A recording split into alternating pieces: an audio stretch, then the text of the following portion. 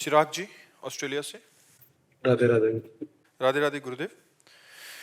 महाराज जी, मेरा प्रश्न है कि गुरु जी के तो अनेक शिष्य होते हैं और गुरु जी की कृपा भी सब पर बराबर होती है, परंतु शिष्य कोई ही एक प्रकाशित होता है, ऐसा क्यों? आपके गुरु जी के अनेक शिष्य होंगे पर आप पर श्री जी की विशेष कृपा क्यों हुई? महाराज जी, क्या ये आपका इसका भाग्य है उत्तर क्या? गुरु जी दे सकते हैं, चेला थोड़ी दे सकता है? अगर चेला उत्तर दे देगा तो अहंकार आ जाएगा, अहंकार झलकेगा। इसमें तिनके का कोई बल नहीं होता भैया। वायु का प्रवाह उसको उड़ा करके मंदिर की चोटी में बैठा दिया। अब तिनका फूले कि मैं तो मंदिर की चोटी में आ गया, तो बेवकूफी है। ये वायु का संग वहां पहुंचा दिया। ये गुरु की कृपा। को पाव भगत एक मोरी, जैसे लिखा ना, ऐसे गुरु कृपा कभी कभी अनाधिकारी के ऊपर हो जाती है, तो उनकी कृपा हो गई, ऐसे मान लो। कभी कभी पारसमणि जंगहे लोहे को सोना बनाकर और मुकुट बनाकर भगवान के माथे पे पहुंचा देती है। इसमें अहेतु की कृपा मुझे समझ में आती है। इसके आगे हमारे पास तो उत्तर है नहीं। पहले हम तो ये कहते हैं अहेतु की कृपा। अहेतु की माने कोई हेतु नहीं, सब लक्षणहीन पर उनकी कृपा हो गई, तो बस कृपा है, उनकी कृपा है, कृपा का प्रभाव दिखाई दे रहा है। बकाया गुरुदेव का प्यार सबके प्रति समान है।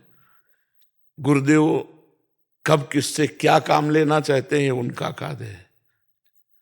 इसमें कोई छोटा बड़ा नहीं होता। एक चंवर डुला रहा है और एक नाली साफ कर रहा है उसी मंदिर की, तो हमें लगता है चंवर डुलाने वाले पर तो भगवान की दृष्टि है ही, लेकिन ज्यादा दृष्टि उस पर होगी जो नाली साफ कर रहा है।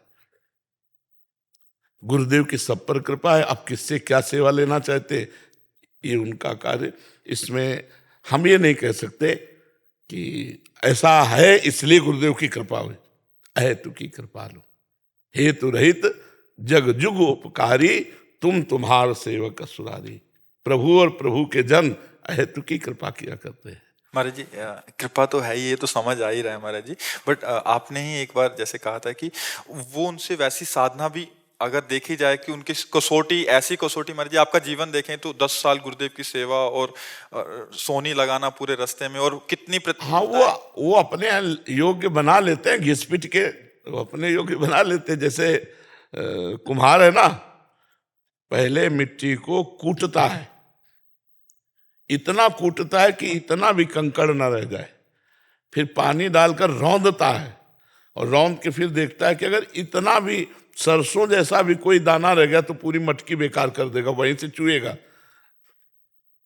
फिर उसको चाक पे चढ़ाता है, आकार देता है, धूप में तपाता है, फिर ज्वाला में रख करके उसे ताप देता है। फिर मटकी जब पक्की हो जाती तब वो पानी ग्रहण करने योग्य हो जाती, पानी भर के रख दो।